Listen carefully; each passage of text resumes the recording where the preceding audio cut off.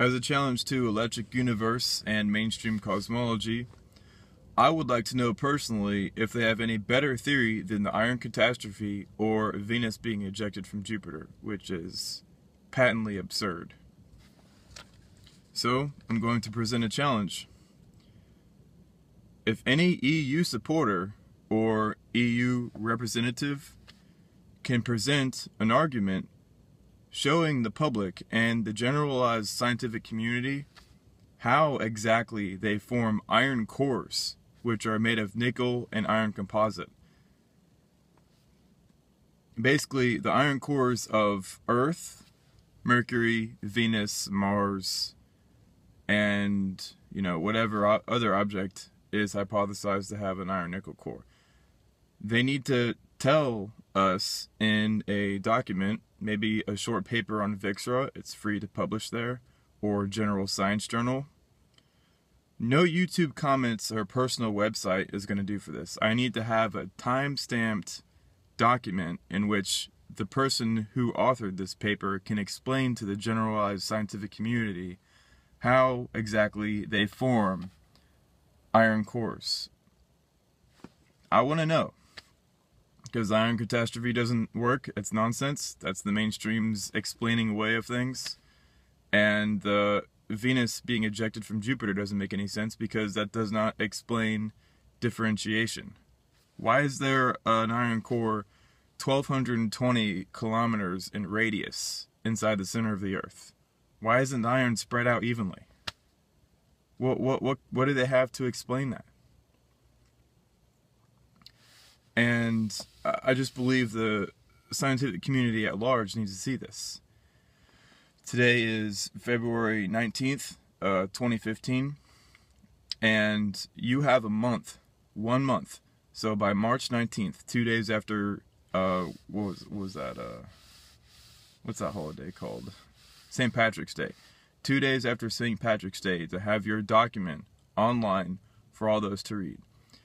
It shouldn't need to be comprised of maybe 6 to 60 pages. It only needs to be maybe like a paragraph in length, where you outline the simple mechanism for which that iron core forms. Now, here's the thing. I'm going to go ahead and explain what it all means and why this is important. In stellar metamorphosis, we can determine the age of iron cores. Okay? I'm going to go ahead and read this out to you because I think I worded it good enough here. Here's the abstract. It is reasoned that we can determine the ages of stellar cores by simply measuring their diameter.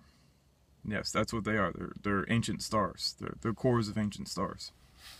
According to stellar metamorphosis, old stars have iron-nickel composite cores. The sizes of these cores varies from star to star. Similar to counting the rings on a tree to determine its age, we can measure the radius of a star's core to determine its age. So you measure the radius, how thick it is. If the core is measured to be a specific diameter, using a simple calculation, we can determine how old it is, thus setting a lower limit on the object's age.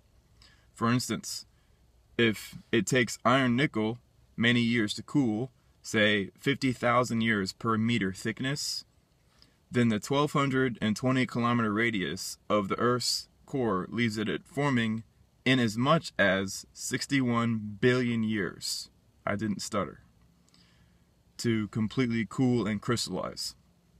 This hypothesis thus leaves in question the iron catastrophe, which obviously is just an explaining away, the Big Bang creationism model, which is pseudoscience, and the actual age of the Earth. In stellar metamorphosis, the star forms its core first, and the outer layers deposit on the core. Therefore, the crust must be the youngest portion of the Earth, as it formed the last. Think of like construction. If you build a house, do you build the roof first, and then you just layer it? The cement comes through the roof, the load-bearing walls come through the ceiling, the electrical comes in through the ceiling, through the roof? No. What you do is you build the foundation first. Just like in stellar evolution, once the star is fully formed, it differentiates itself and forms the core first for everything else to layer on top. This is basic stuff. 1, 2, 3, ABC style stuff. So, in other words, this is a challenge to EU and mainstream supporters of whatever it is that they think they believe in, or whatever they can bear, you know.